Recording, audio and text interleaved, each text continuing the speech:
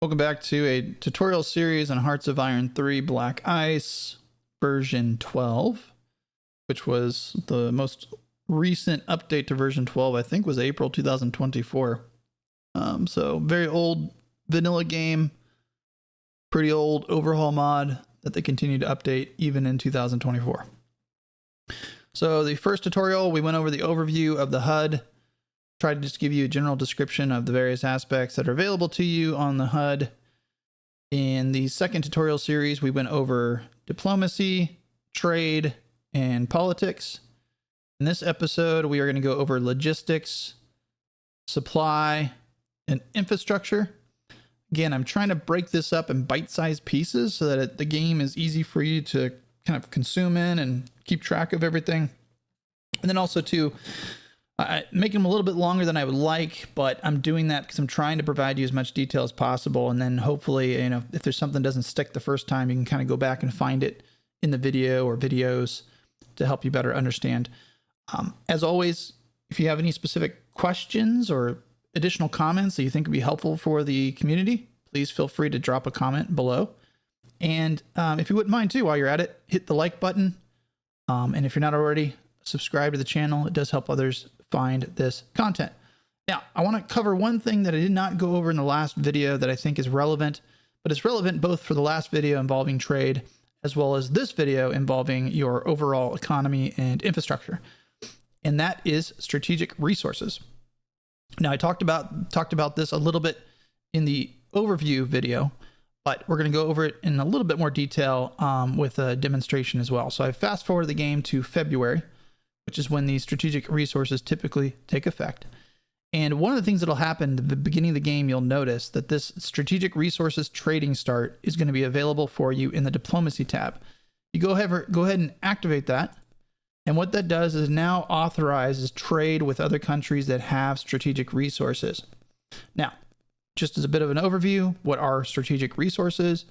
They are something that the Black Ice Overhaul mod included into the game to make it a bit more realistic with regards to very rare yet incredibly military strategic rare minerals that are in existence overall in the world. So think like modern day like uranium or a variety of rares that are like in China or Japan that the United States import for their military industrial complex.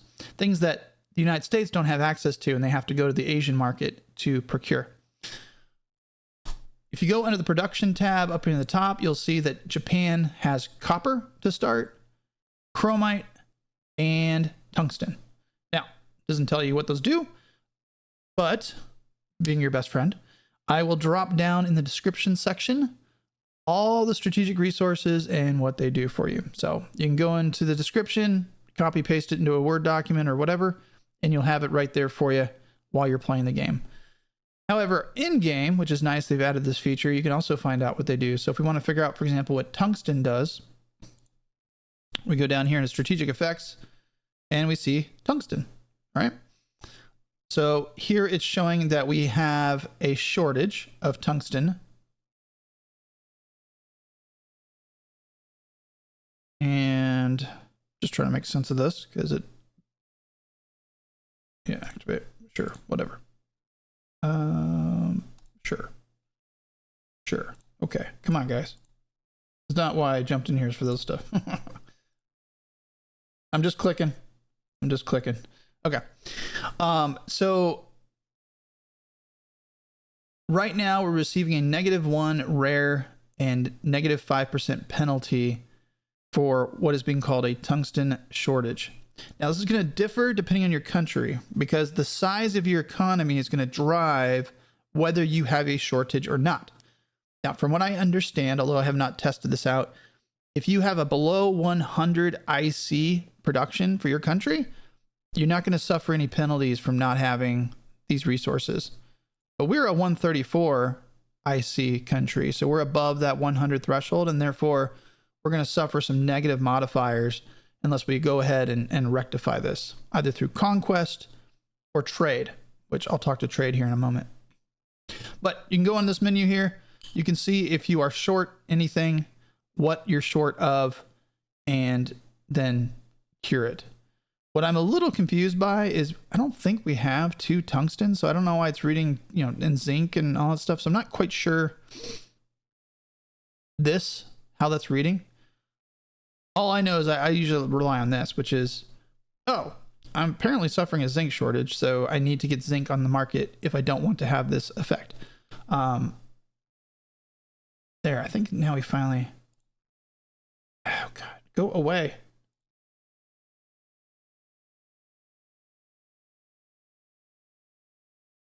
Sorry, all stuff popped up. Okay, so maybe because I waited on the menu to fire off that's why it's popping up now. Usually, you know, I fire it first thing in 1 Jan. But now it's showing us where our shortages are for the strategic resources and then what those are. And then obviously we can go to strategic effects to see where we are hurting.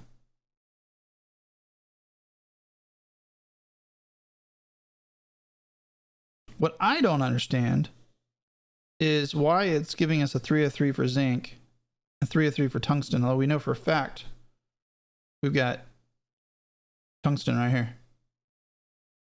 Anyways, not a perfect system, but just know that this is here. And if you want to fix these negatives, you've got to add more of that to your economy through trade or conquest. Now, trade, it's 2,000 money, which is pretty steep. 2,000 money, but it's guaranteed for a year with another country that's willing to trade their strategic resource to you. So, you know, be strategic about what strategic resources you want, because you're not going to be able to buy all of them. However, if you're trading with an ally, it's only 1,000 money. So alliances are good. Trade within your alliances, and you'll get you know, the gentleman's discount, so to speak. Okay, 1 second.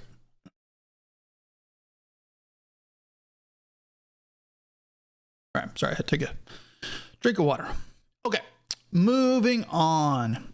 Interesting feature that was relatively recently added, at least from my times of playing this game, is you can actually divvy out land or take land from your puppets.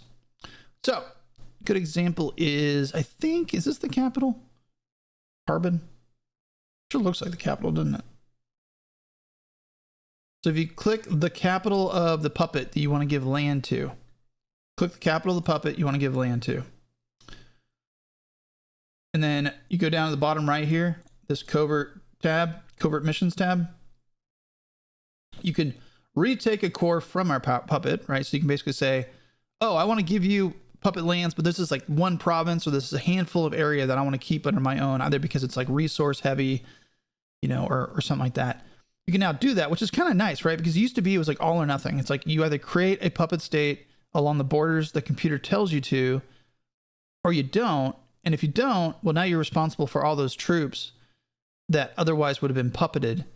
And, you know, maybe you want to make a puppet, but there's a couple of particular locations in that puppet state that you don't want to give away because they're super valuable, right? So you can retain those while giving everything else over to the puppets. The way you do it is you click the capital of the puppet, you then click the location you want to give to them, and that's how we do it. So I'm trying to find, this is clearly not the capital because it's not giving me that option. That's one thing about this game that can be challenging, is you don't know necessarily where the capitals are. Maybe it's this right here. Sorry. Yep. Okay. So this is the capital. Mark country for province change. Okay. Say we want to give this to them. Then you click that area. You go down to covert missions and you say mark province for province change. There we go. Now it will eventually switch over to Manchuria. Okay. Now you can remove this before you do it, and then it'll cancel it out. But again, so you click the capital, you go to mission, you go to covert missions, you go, mark province for change, and then you click the province you want to hand over to the puppet.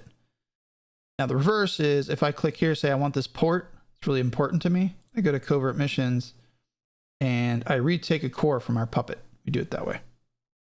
All right. Now you can also have your puppets, which I didn't cover this last episode and I should have. You go to your covert missions, you can ask your puppets to do certain things. So it gives you the ability now to somewhat micromanage your puppets and have them do certain things. So we might want them to make more coal fields or more steel or more rares, more oil, because the puppet gives over a percentage of their raw materials to the controlling country every day. All right.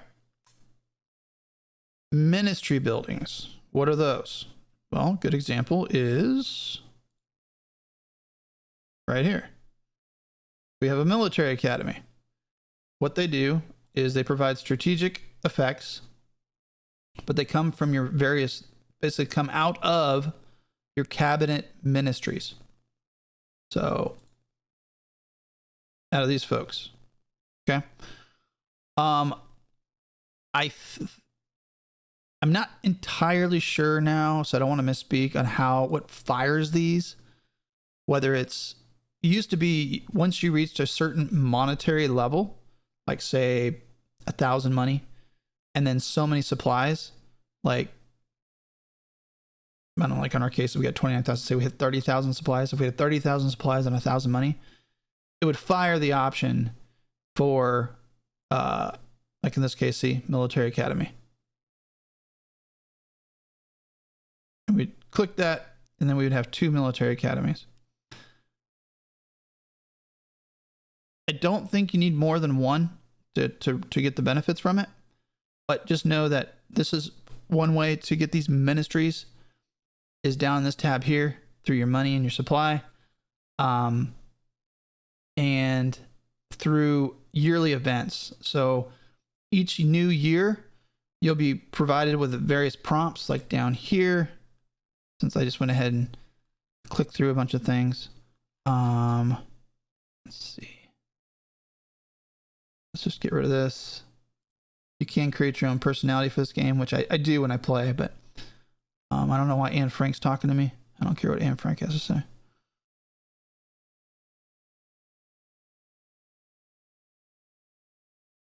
Yeah, so it's not popping up here right now, but just know that every new year you'll have various options. I think it's because I need to go ahead and go through all this stuff.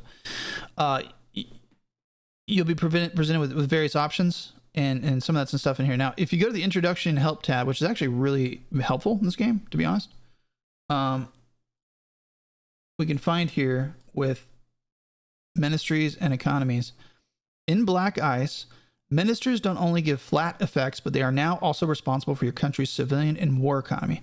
Depending on your choice of ministers for each position, you will gain different types of buildings from time to time, which are not normally buildable. You only need one type of minister to get the matching building, but having multiple ministers for the same building increases the amount gained. The selected national focus that year will also impact how often the bonus is gained. So again, I was talking about every new year. The national focus is what helps drive that.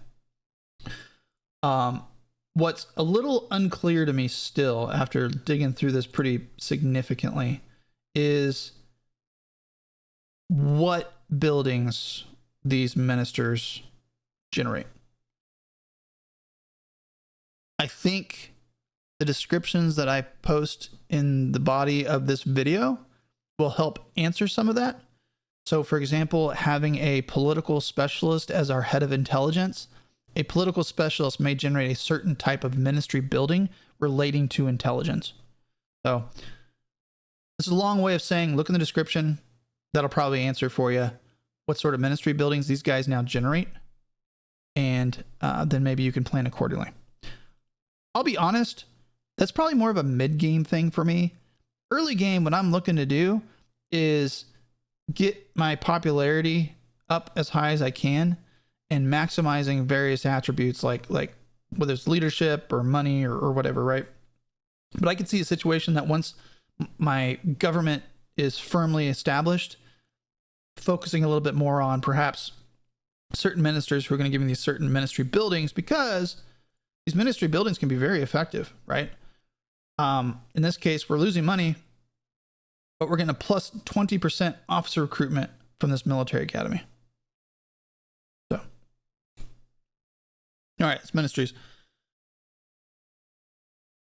Buildings. This will help too. Again, the tutorial helps with your buildings. So when I'm talking about buildings, I'm talking about in your actual province itself.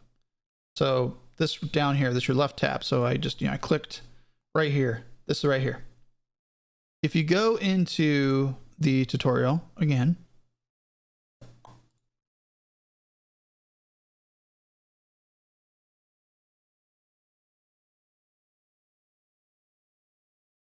all right. So first we'll go through this eye chart, and then I'll jump down and just rehash kind of what we talked about in the overview video. But buildings are what you place inside a particular province. So you manually go in and you build these things in the province. So self-explanatory: coastal fort defenses, pillboxes, fortresses, right? Heavy industry. Now I mentioned this in the overview video, but ideally you want 10 industry before you pivot to heavy industry. Okay, so what it's saying here, for example, is with 8 industry and 4 heavy inventory, you actually have 16, because heavy industry counts as 2. But heavy industry is more expensive than regular industry, and so I think it makes sense to get the 10 industry first and then pivot over to the heavy industry. Now, again, if you need to increase your metal production or your energy or anything like that, you can individually in your provinces build steel refineries, coal fields, whatnot. Now they're pretty expensive to build. I think the last time I tried to do one, it was like 13 IC, which is almost the price of like an infantry division. But if you do them early enough in the game, I could see how it would help you, particularly if you're very resource starved for one particular resource. Notice that if you do like a petroleum refinery, it increases the oil to fuel. You are able to, in this game, you convert. So just naturally, you're going to be converting oil to fuel in this game. But you can also develop technologies that allow you to convert, say, energy into, I think, oil or fuel or coal. Yeah, I think it's energy into coal.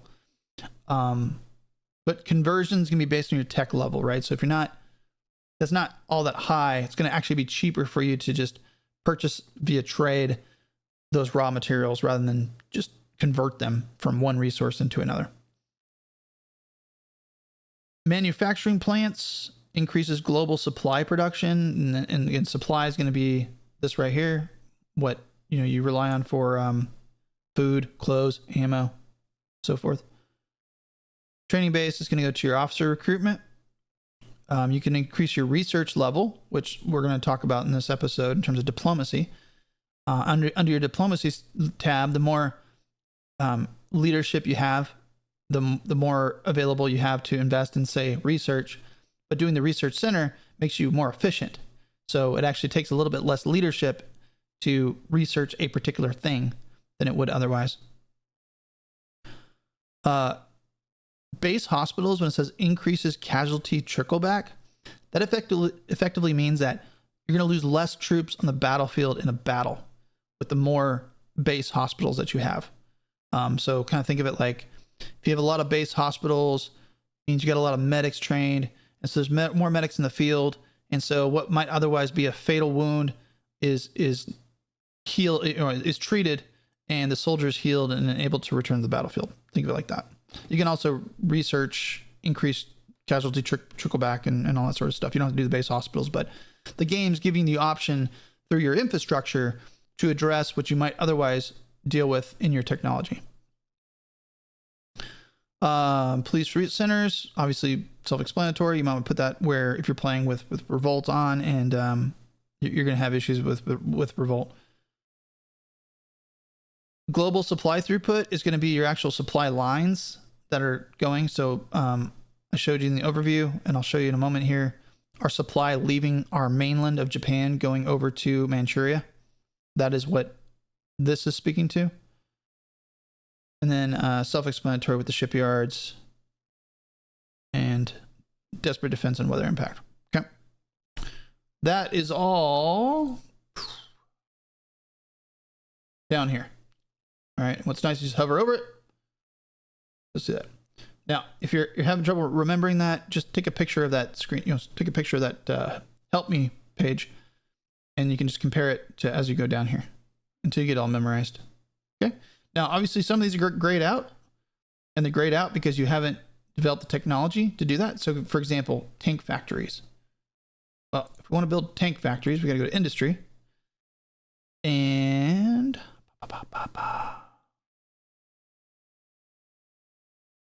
here we go. Now, I think we can actually research these, even though it's telling us we can't right yet, because we haven't fired off all the stuff here yet. So, but just realize some of the stuff you won't be able to build until you get the technology to do it. All right. Now, another thing with regards to your industrial capacity. Whoops.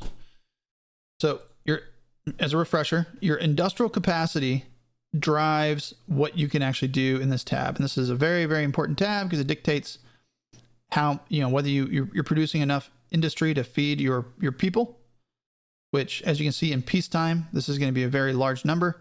You can adjust this through political decisions through here. You can adjust it and it'll be self-explanatory. It'll say this will reduce the amount of consumer goods during peacetime or whatever. But overall, right, this total spread is a total of your 133. So reinforcements are basically you research a new technology that makes your airplanes better. Well, they're not going to get reinforced, or so that'd be upgrades. So upgrades your units don't automatically upgrade.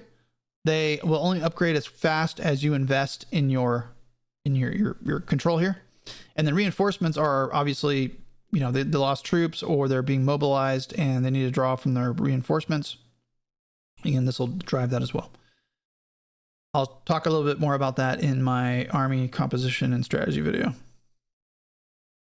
But now remember, it was 134, but now it's down to 133. And that's in part because we're suffering some penalties from, I think, lack of strategic resources. Possibly. I don't know. All I know is it dropped. So another way to increase your industrial capacity, besides doing the obvious, which is going into a province and building industry. Now, it doesn't matter where you build your industry, okay? As long as you control the province.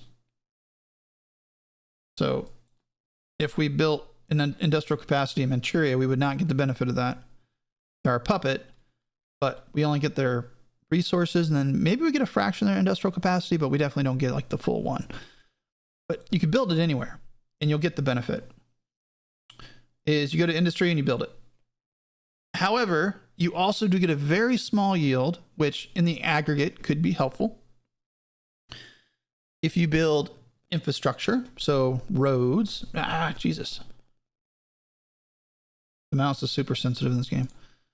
So if we were to build more roads anywhere that we own, that'll give us a small little yield to our overall industrial capacity. Airfields give industrial capacity. Naval bases, coastal forts, pillboxes, and fortresses all give you a fraction of industrial capacity as well.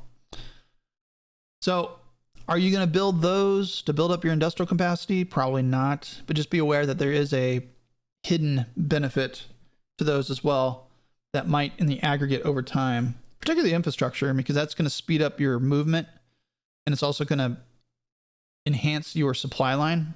Your this is going to be enhance this, which remember I was talking about supply lines. The better your infrastructure, the better these get to where they need to go. Like for example, up here, this is going into here, but then it needs to get to the interior.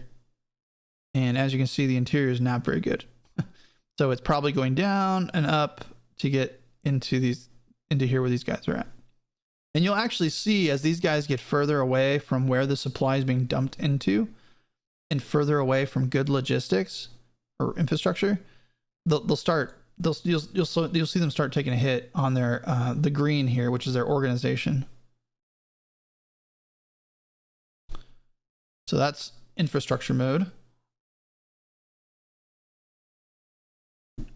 Now, for your enemy, which obviously you really want to know what the logistics are because or the infrastructure are, because you want to invade on an infrastructure grid that is healthy so that your troops can keep sustaining the offensive and being fed and being able to move right along.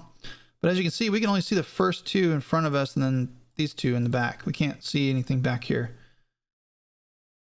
So one way to reveal some of this is under intelligence, spying on Republic of China. Just naturally, that'll give you some information of provinces that we can't see otherwise. And so, for example, we click on it and it might tell us a little bit more about what's down here. Now, it used to be you could do covert, and now it looks like covert is only applicable to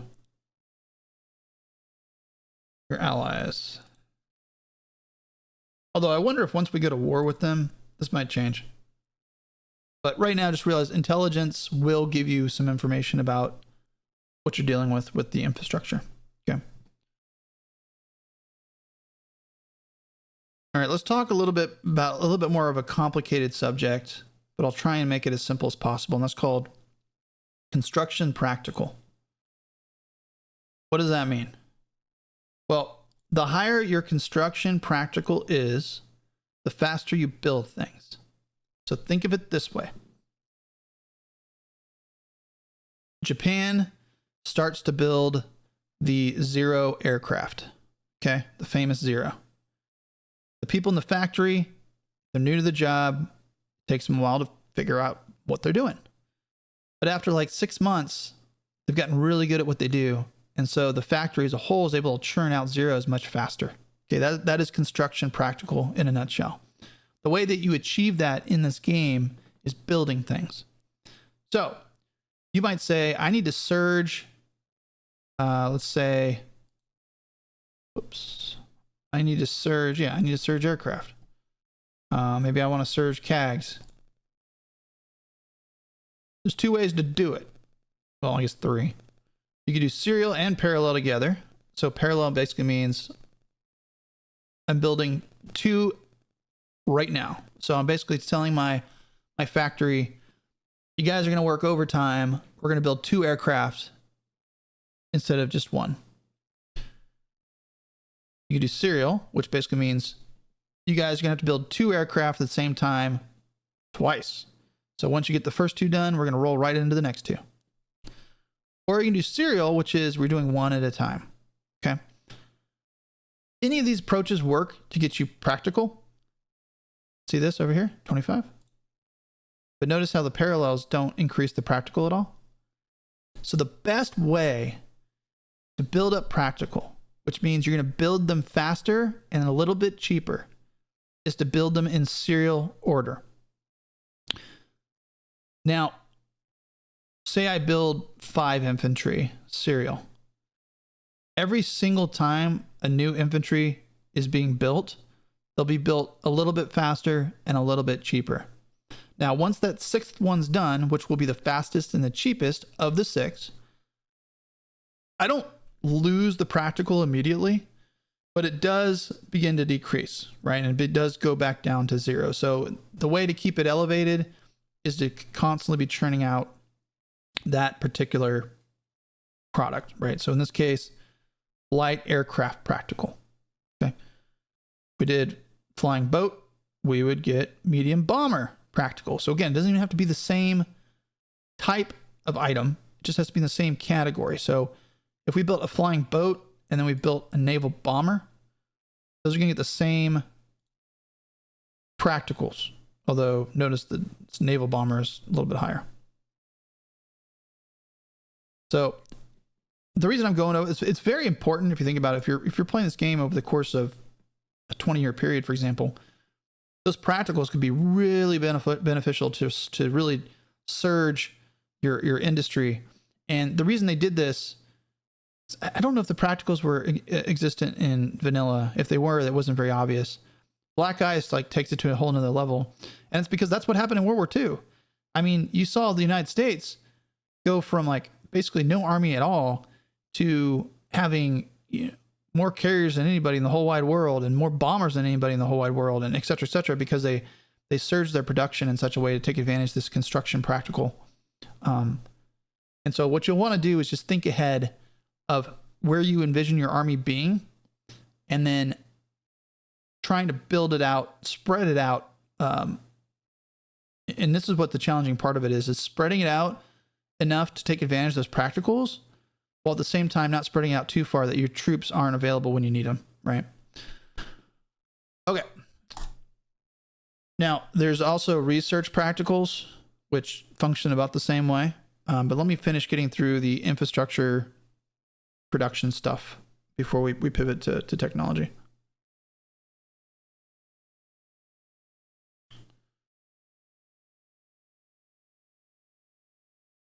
Okay. Let me just talk to this just very quickly. I don't think I covered it last video, and I think it's helpful to note. But it also has to do with your overall economy and infrastructure. Under the political tab, see this guy here, this daily descent, -1%. I think there's a guy.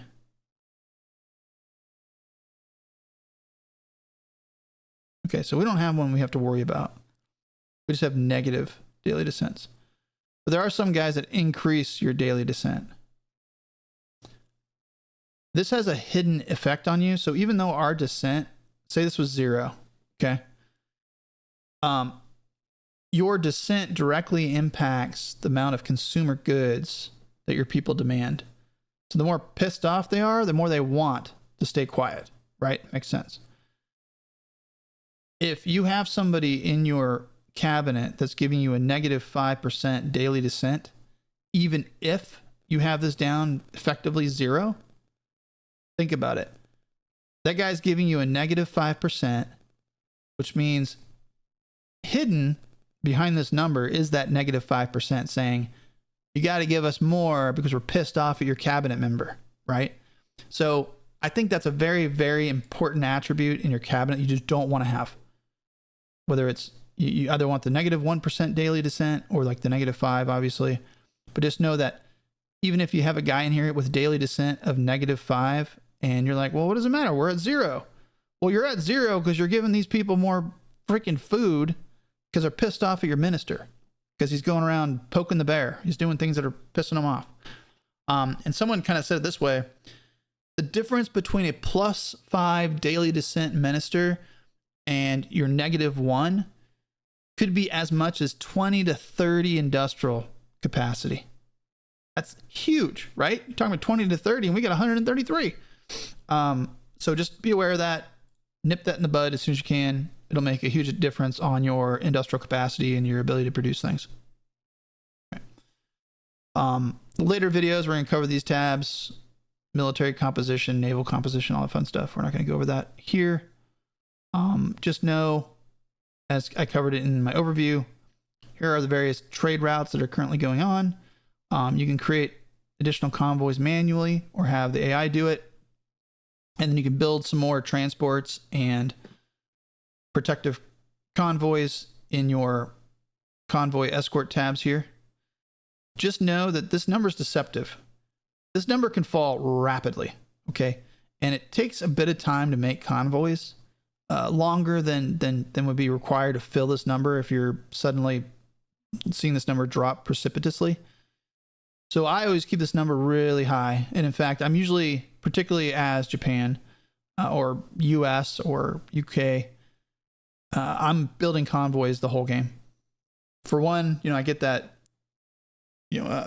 construction practical, but then also two, this number can drop very quickly depending on how many supply routes you have going at any given time and what is happening to them. They die very easily and very quickly. And these escorts are expensive to make for what they do, which is literally just protecting your supplies. They don't actually attack anything or anything like that.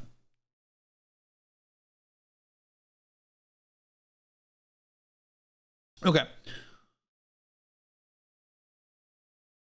Just really quick, I covered this a little bit the last video, but it's worth talking about here because again, it affects your overall economy. These tabs down here will influence the amount of industrial capacity you possess. So right now we are consumer product orientation.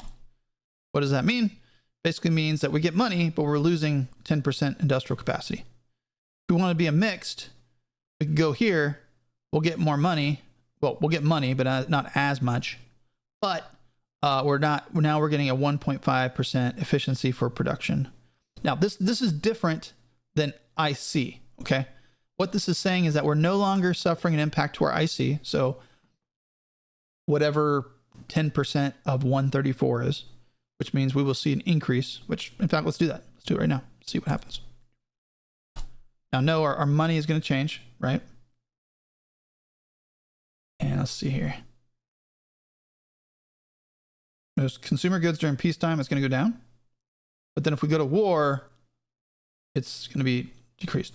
So let's see what happens here. And you have to give it a little bit of a second to kick in. And while we do that, so just know that you can go through there and tinker with your economic posture, so to speak, right? Yeah, this is the stuff that pops up. Deal with that later. Continue project. Okay. So because we messed with that, our consumer goods actually went up a little bit, but our industrial capacity went up to 146. So do the math, right? We gained 13 industrial capacity at the price of 8.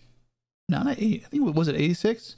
Yeah, at the price of like 3.5 consumer goods, right? So a net of roughly 9 to 10 industrial capacity for doing that. Now we lost money. That's the fun thing with this game, is that there's really there's no like win-win. Like you're always going to suffer a penalty somewhere. And so you have to balance things. So I'm okay with losing the money here, for example, if I don't want specialist training. You know, maybe I want to save some money and go to like 10, for example. But then I've got in my cabinet, and I haven't sacked him yet, which if I was playing this game, I probably would. Although he might be the only guy I don't sack. But he's given us plus 90% money. So we can kind of mess around with the money a little bit, right? Whether it's trading or whatnot. But just know that you can mess around with your industrial capacity, get this up, get your consumer goods down. These are the two that are most affected by your policy changes, predominantly. And mess around with it that way. Okay.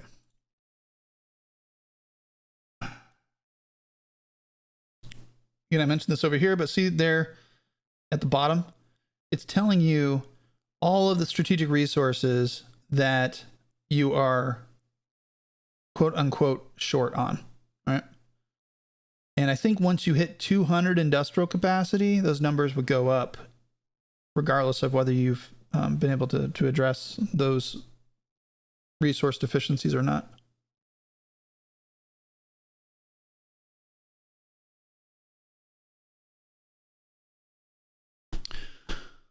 Okay, I think that's enough with that, right?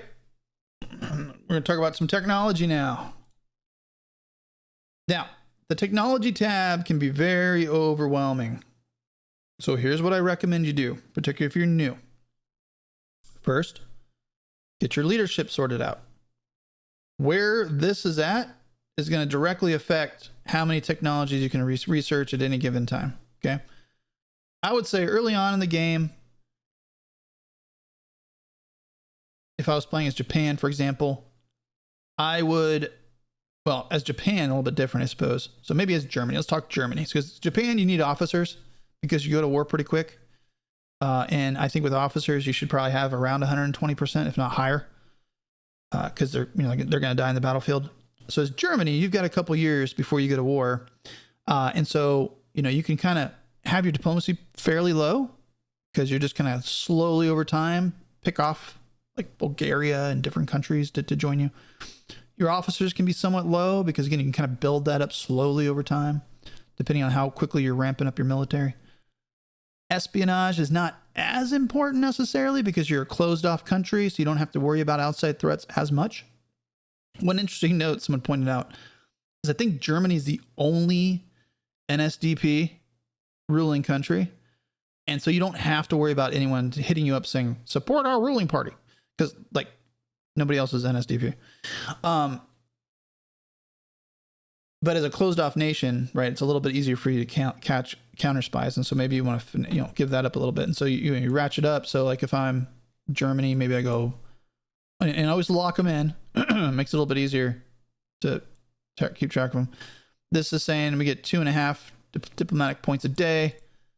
Put it in perspective, I think it costs 10 a day to influence another country. In other words, make them more like your country, which is a prerequisite to getting them to join any sort of alliance with you or whatever, or not feels threatened by you. This number is going to fluctuate in the beginning of the game until I get a nice little happy medium. I'll be playing around with my intelligence tab, looking over here with my available spies, because we only have 41 spies, but as soon as I focus fire them on different countries, then that'll rapidly go down. And so I'll have to go back here and figure out, is this high enough or whatever. But let's say like 5 is high enough. Now we've got 30 leadership to spend out of almost 40 on our research. What I always do early game is I focus first and foremost on this top tab, on nation, construction, and industry, right? Because the sooner that you can get these up, the sooner you're benefiting from them. So for example, additional supply production.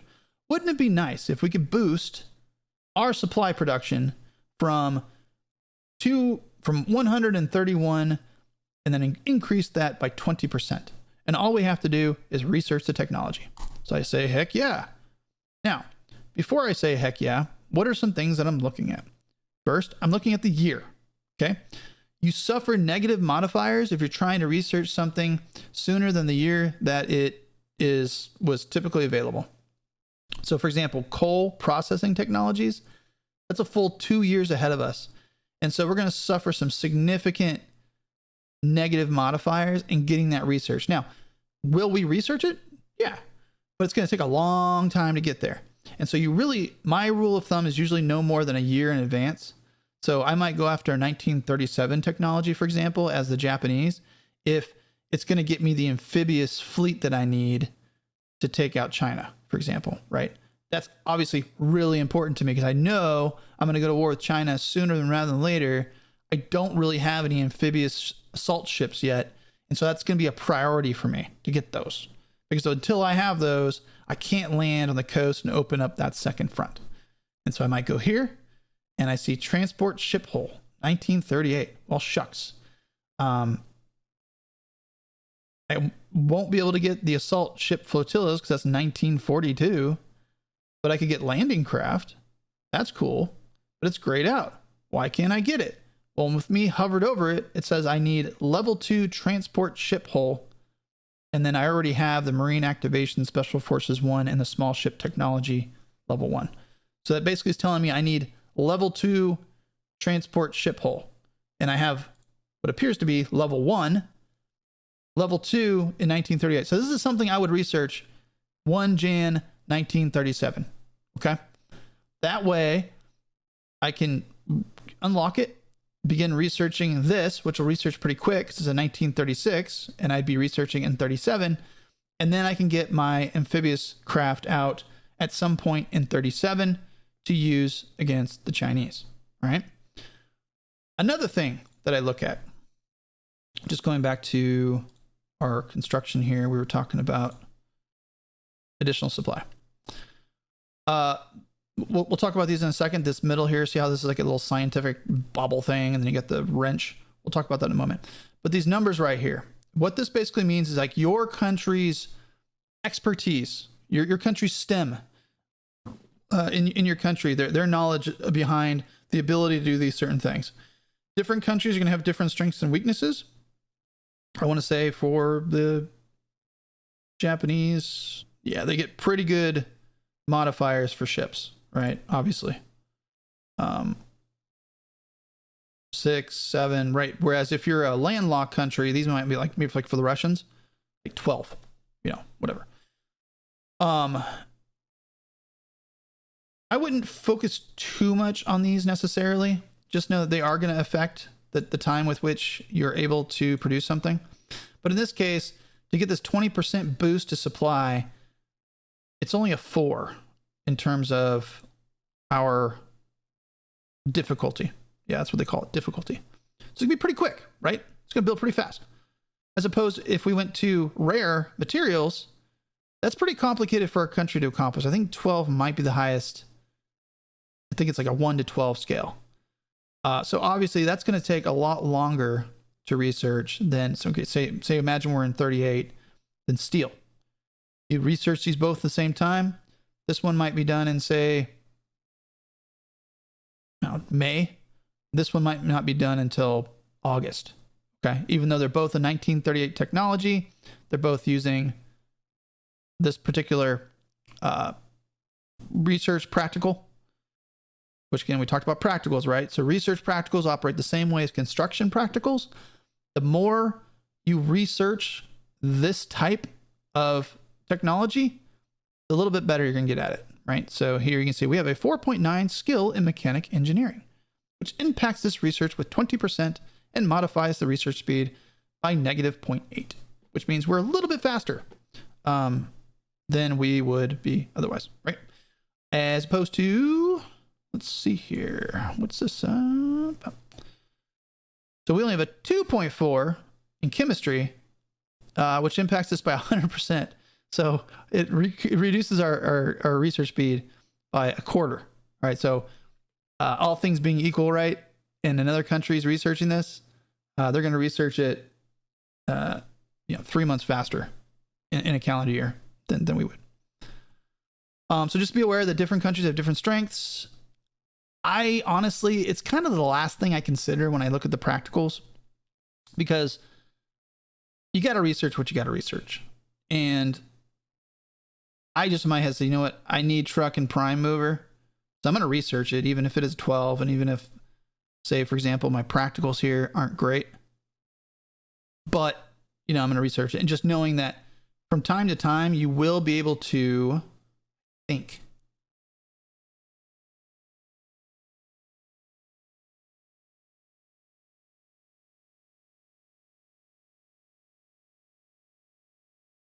Yeah, improve your practicals. So I think this arrow to this says, hey, if we do the home front,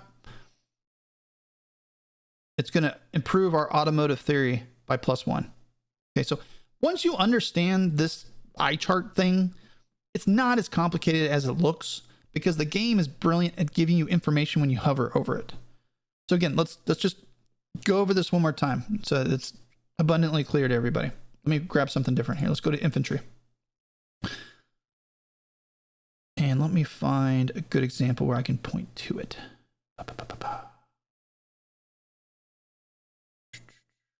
Here we go. Is that? Yeah. Okay. Small arms. One of the first things I research in this game is all 4 of these. And I keep these updated throughout the game, because pretty much no matter who you play, infantry is going to be a backbone of your army. Even as the Japanese, where you're going to have a lot of marine units, you still got light infantry, which is the backbone of your army. And light infantry will be contingent on these stats. Okay, so these are definitely things you want to keep updated throughout the game. Same with artillery. To a lesser extent, armor, depending on how much you're going to use armor. But I definitely, between these two, infantry and artillery, I keep those up. And then as Japan, I focus on the Marines. Maybe as Germany, we focus on paratroopers. The US focus on paratroopers, whatever. Ski brigade as the Russians.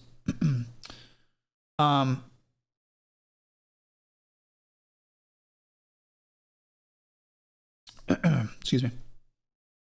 But notice for infantry guns and small arms, they're going to research a little bit different speeds because of the year. So infantry guns were a couple years behind. So that's going to, just by nature of us being a couple years behind, it's going to research a little bit faster.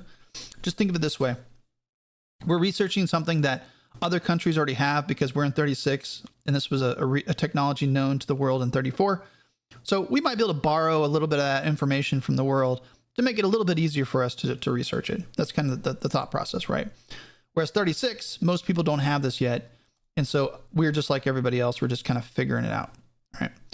But notice for this one, I don't think it gives you, it doesn't tell you that it's going to research a little bit faster because it's a 34 technology, but I can tell you it will. Okay. In order to build the infantry guns, it takes 3 different research practicals. It takes infantry theory.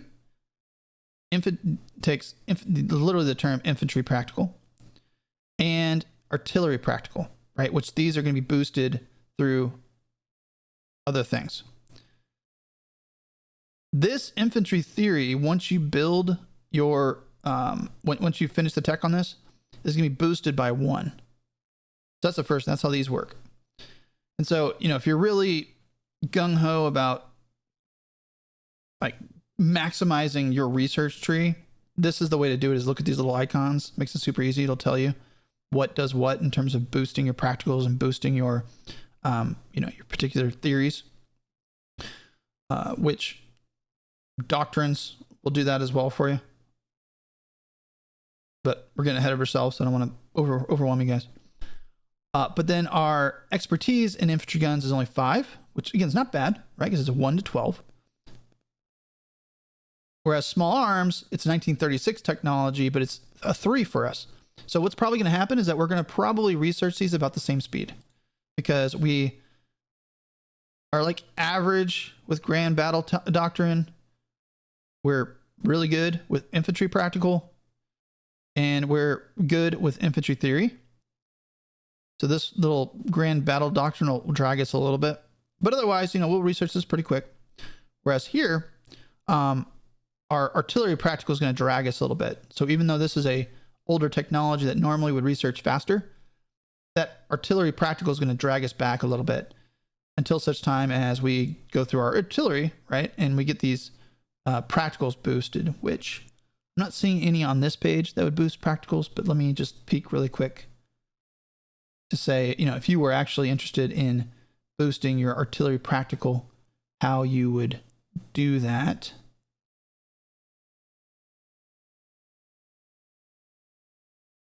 Oh, did I see it?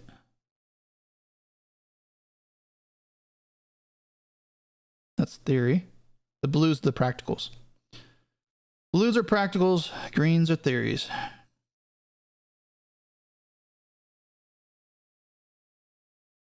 Anyways, you click through here, you might be able to find some that'll boost your artillery practicals.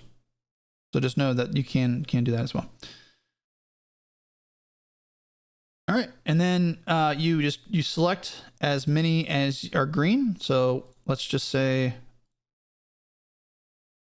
again, we've got a lot invested in research, so we're going to be able to train up a lot. But I would normally pick all 4 of these right off the bat, grab my artillery. Okay. We're fighting the Chinese, so we don't have to worry about air to begin with, but I want artillery brigades. The nice thing is it'll tell you down here what they do, right? Artillery brigades, but then I'll go back up here to nation. I want basic education, which boosts our research. So our leadership up here, boosted by 15%. So yes, please.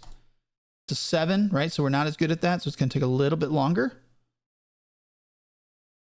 If you want to build these, this boosts your industrial capacity, but it's going to cost some of your rares. Let's just say we don't necessarily want to do that yet. Repair rate, obvious. Medicine's really good to reduce the casualties on the battlefield, and then also boost your manpower number, which is right here. So yeah, let's do medicine. And you get the picture, right? So max out really the stuff you can build, in my opinion, under construction and industry and nation. And I usually start with the 36 techs. Unless I really need it, I'm going to wait on the 37s until 37. This one here, for example, what these do is it increases not only your industrial capacity, but also your efficiency, which basically means your how effective your industrial capacity is at churning things out. Efficiency is a bit hard to describe, and it's a little complicated. But just know that if you are working it too hard, so to speak, then there might be a negative impact on efficiency. But to be honest, like, I don't know how you don't work your IC full time, but that's how that works. But like here, industry, we can grow our overall IC. And see, it's only at 32. So we'll be able to boost that a couple times. See, it's 3 of 6 before we hit 36, 37, 38, whatever. And that's okay. So notice all these are green, which means they're all going to research at the same exact time. This isn't queued 1, 2, 3. This is simultaneous. And it's because we have this much research in here. Okay. Now, if we decreased the amount of research, say here, let's do this. Now, simultaneous is only these green runs right here. This one will get a little bit, but not a whole lot. And then these have to wait in the queue until these get done researching. Now, what you can do is you can move them up. So you can say, you know, I want basic education of our artillery brigade. Boom.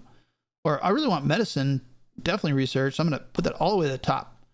And I might say, I'm going to wait on anti-tank gun. So I put that down. That's kind of how you do it.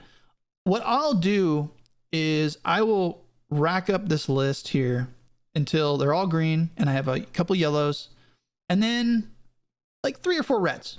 And those reds are ones that I know I want to research next once the other ones are being done. That way, anytime research is done, I don't have to immediately go back in this tab and do it. I already have a couple set up and waiting to be done. Okay. That's how I do it. I don't know how other people do it. And it doesn't matter how many you have in here. You can have, you know, we could have 15 red waiting. Just know that it may happen over time that new technologies become available because you're further along in the game that you might want to research over this. And so I try not to have too many reds in here, but that's how I go about doing it. And that's how this slider up here for research works.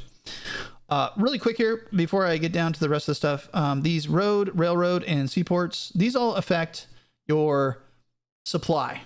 As you can see here, supply throughput, combat reinforcement chance. What that means is that your infrastructure that you have built is, say, baseline 0. Okay, so we're just using baseline of 0. And we have level 2 road network. Well, now that infrastructure is getting a plus 10% boost to the supply that it's pushing to the troops that need it. Okay. And so over the time of the game, you're going to be researching this up and you're going to be layering these benefits as you get them. So for railroad network, it's a little bit different. It's also 10% supply throughput, but the transfer cost is a little bit cheaper. And the supply production is boosted. So your supply production being, you know, this up here, right? Combat reinforcement chance just means the likelihood that, you know, you're not going to see it behind the paywall, but effectively your troops filling the holes during combat with somebody. And so the higher their combat reinforcement chance, the less likely there's holes in your line while they're fighting. And you can't really see that, but it's a combat modifier that's going on behind the background. Seaport capability, your naval base efficiency, which basically means how quickly your ships can kind of recover their cohesion after being out at sea. Just think of it this way. A very efficient naval base can bring a ship into port, clean it, get it restocked with food, fuel it, repair it much quicker than a base that's not as efficient, right? And then sortie organizational penalty. What happens is when your ships go out to sea, they automatically suffer an organizational penalty. And so right off the bat, like before they, you know, even do anything. And so then that's less time for them out at sea. And then also too, if they get into combat when their organization's already low, they're more likely to break and run, which then there's a chance that they might get, you might lose some ships because they're now scattered and retreating. And then last but not least, your airport capacity, your runway cratering organizational penalty. So this is basically the enemy bombing your runways. This is basically saying, hey, look, we got stronger runways. They're bigger runways. They're better defended, whatever. And then your air intercept efficiency goes to your fighters and their capability to intercept the enemy. Again, practically speaking, right? If you have a really nice runway, conducive to your fighters getting up in the air quickly, then that's going to build up their efficiency. Now, the way this plays out is you research these, and then you go to your diplomacy tab, and it's going to show up right here. So this has told us already, we've already have level 1 ready to go, level 2 ready to go, level 3 ready to go. Now notice, suffer a penalty until 5 May 36. Think of the way this is working out. You're paying people to go out and do this work. And then on top of that, while they're doing this work, they're interfering with other people, whether it's shutting down roads, shutting down a portion of a naval port, shutting down a portion of an airport. That's why you get these negative modifiers. They don't stack on top of each other, though. So what you want to do is you want to do, as far as I know, that's my understanding. And so what you want to do is you want to do all of them at the same time because they're not going to stack. So we didn't just suffer a negative 7.5% IC hit. It's negative 0.25. So do all three at the same time. That way you can just get that hit once. It doesn't look like we have the airport one. And then let me see. I just want to test that theory out real quick. Yeah, let's do it. Sure, whatever. Yep. So we get those bonuses.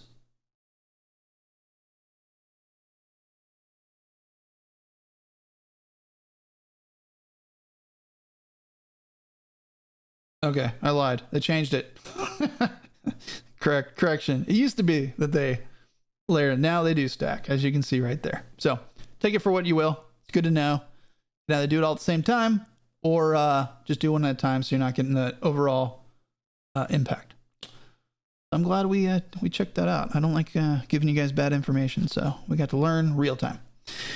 Okay. Again, not to overwhelm you guys too much, right? So there's a lot on this research tab. Honestly, this to me was the steepest learning curve for me as a gamer when I first started this game. Hopefully the way I'm explaining it to you makes sense. The tabs are pretty self-explanatory, and if you're ever confused on why something's grayed out, it will tell you what you need to get that. So we want light infantry because we are the Japanese. Well, why the heck is it grayed out? Well, if I hover over it, it'll tell you exactly what I need to build it.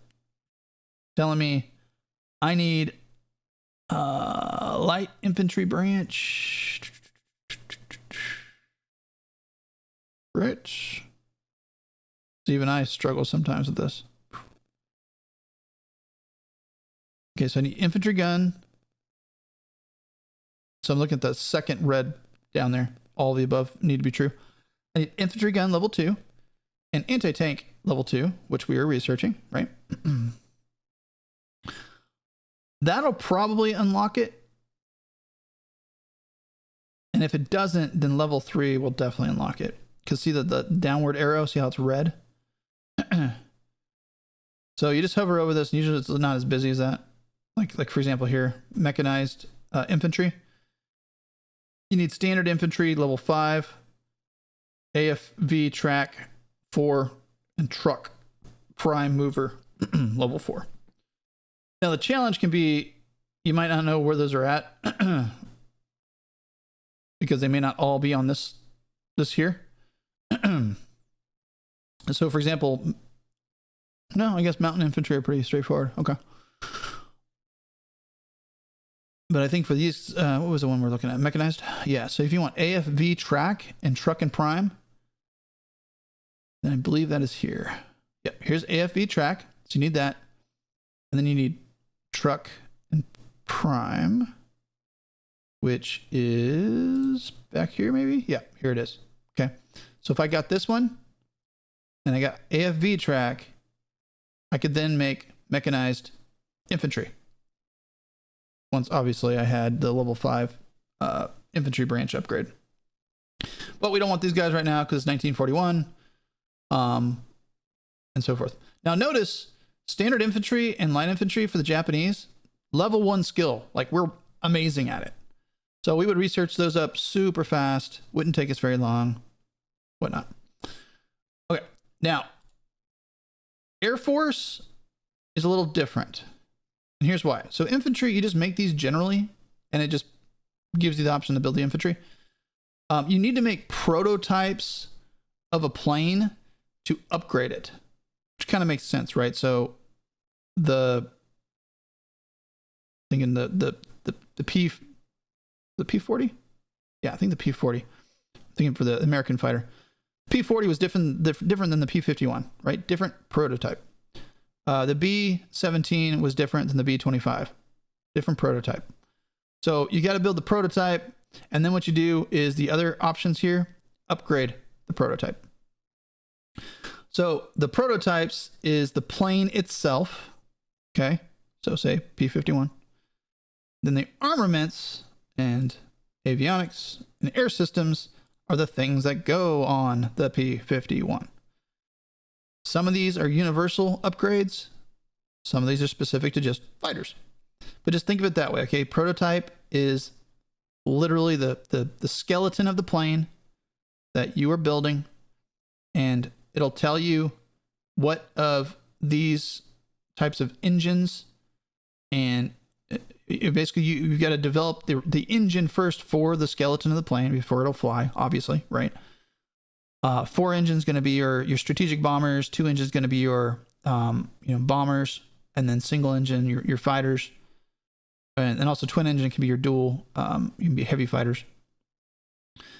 And then what we're going to put on it, so armaments, so forth. And again, if you're not sure what they are, hover over it, it'll tell you. And then you got your practicals and your doctrines and theory. Okay. Now doctrines, I think you can upgrade pretty effectively down here in your doctrines tab. So that's something you could look at if you want to boost those. Okay, and then bombs, right? I'm not going to go through all this stuff. Just again, think of it that way, where it's skeleton, need engine for skeleton, then it'll let you upgrade to the skeleton that you want, and then you're going to put your bombs, your guns, your electronics on it, so forth.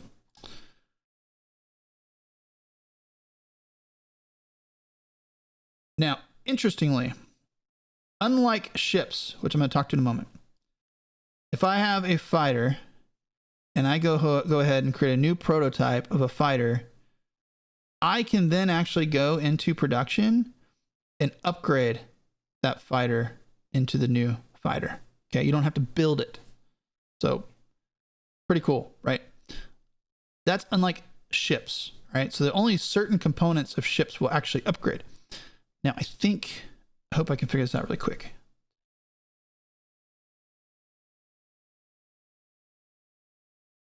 Yeah.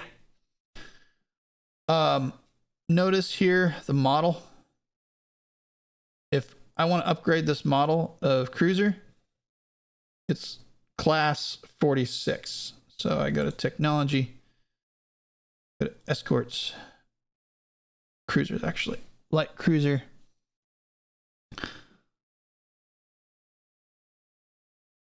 Air armament.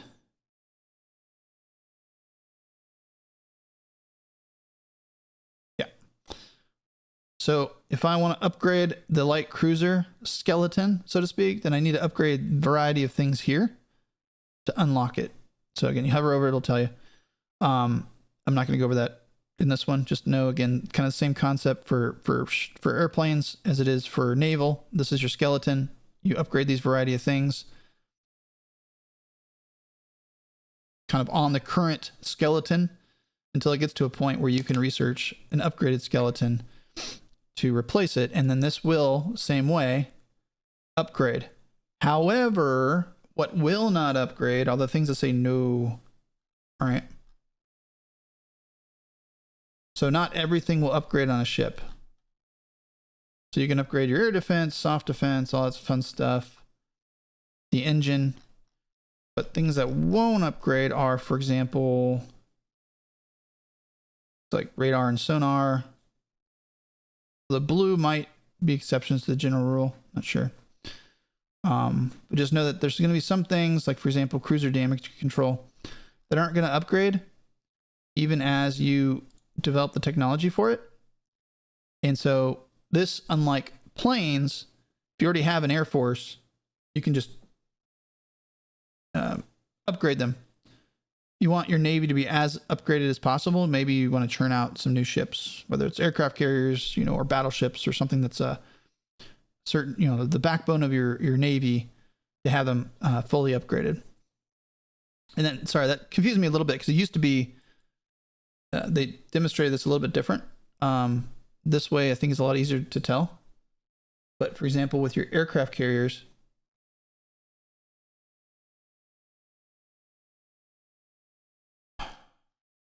All this stuff you can upgrade through your tech tree, but you're not going to be able to upgrade the crew training, the task force, radar training, so forth. And if you're not sure what that is, you just go into, how is this a model 1960 carrier? What the hell? It's like we went like a Twilight Zone, like time warp. What was that experiment they did out in New York where they teleported the ship? That's what I feel like I'm dealing with right now. A model 1960 aircraft carrier, 1936. Who knew? But yeah, so just be aware that that's a thing. Okay, all right, let's wrap this up. Let's get this over with. I know I've just been talking, and you're probably eyes are crossed at this point. As always, let me know if this is helpful in the comments, if this is just too much, or if I'm just like all over the place. I know what I'm talking about, but for somebody who's brand new to the game, I'm afraid that I'm just throwing too much at you. But okay. Your doctrines, these are going to be like, think grand strategy, right? This is how your military thinks as a collective whole on the battlefield. This is different. What's nice is they do this here. You've got Blitzkrieg, so Germany, right? Think that. You've got deep battle, which is going to be more like your Russians. And or Blitzkrieg as well, right? Because deep battle are breakthroughs and then encirclement. Great battle, which is going to tend to be more defense oriented, right? So I would actually probably want to roll with this as the Russians, because you got attrition warfare, for example, which gives you higher organization, which means you guys can hold out longer before they break. Supply throughput, so you guys are going to be supplied even if they're in combat, etc., etc.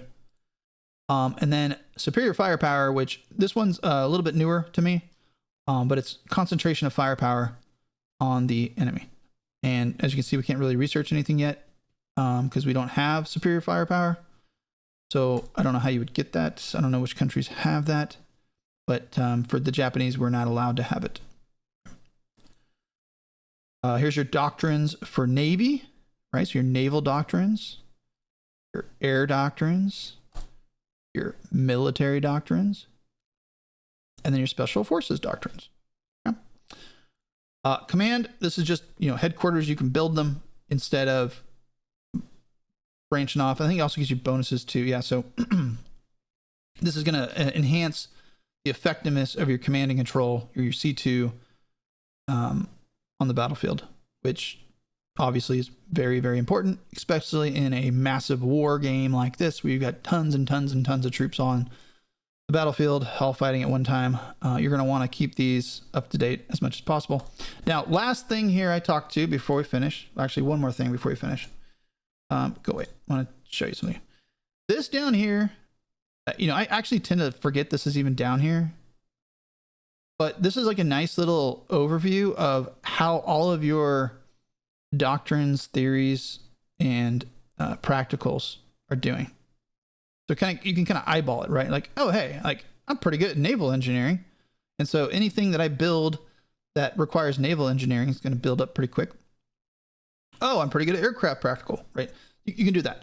And then for practicals that you want higher, but aren't, maybe look to research things that involve that to just kind of start boosting them over time.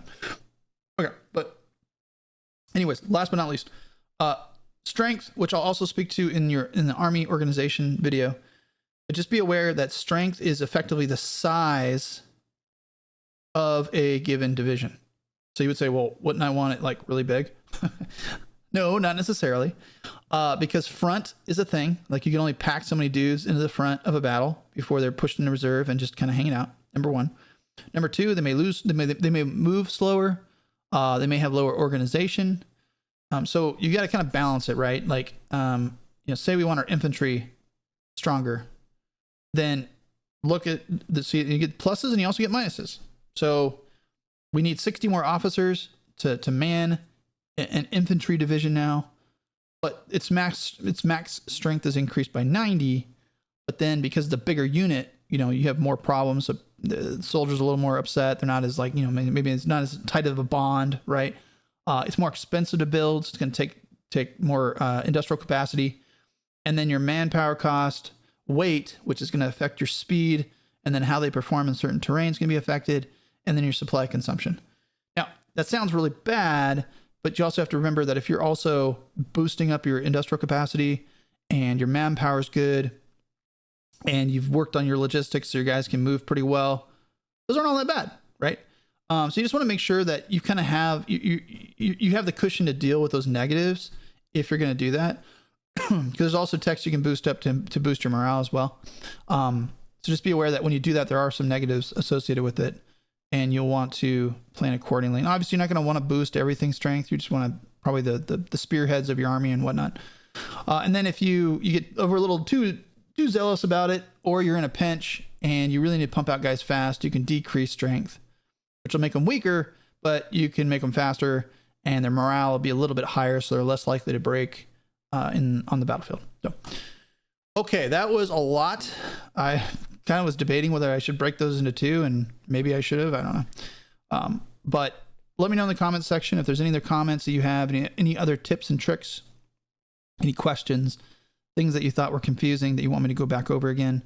In the next couple of videos, what I plan to do is go over Navy composition, Army composition, and then Army strategy. Say overall military strategy. So disposition and organization. So that'll be 3 more videos, I think. And then that'll cover most of what I think is necessary to cover. And then after that, it might just be little things here and there, depending on the questions you guys throw at me, of things I may not have thought of. So also in the comments section, let me know if there's a particular country you want me to play as. I did throw out a poll. I think last I checked, it was 67% Germany. Thanks, guys, because Germany isn't the most obvious thing that everybody plays. But if that's what you want me to play, fine, I'll play Germany. But yeah, in the comment section, let me know. But major power, though, I played a lot of minor powers. They can be fun, but for Let's Play that I'm going to record, I'd rather do a major power. That way you get the full breadth of the game. And depending on who I play, I might adjust the AI to make them hard. The game's pretty well balanced, where if you do it on normal, the AI is still going to be, fairly tough, particularly depending on who you play as. But, if I'm Japan, I might maybe make China hard. Or if I'm playing Germany, I might make the Soviet Union hard, something like that, just to make it an extra challenge going forward. So with that, please like the video if you found this helpful. I hope you guys have a blessed day, and I'll see you in the next tutorial.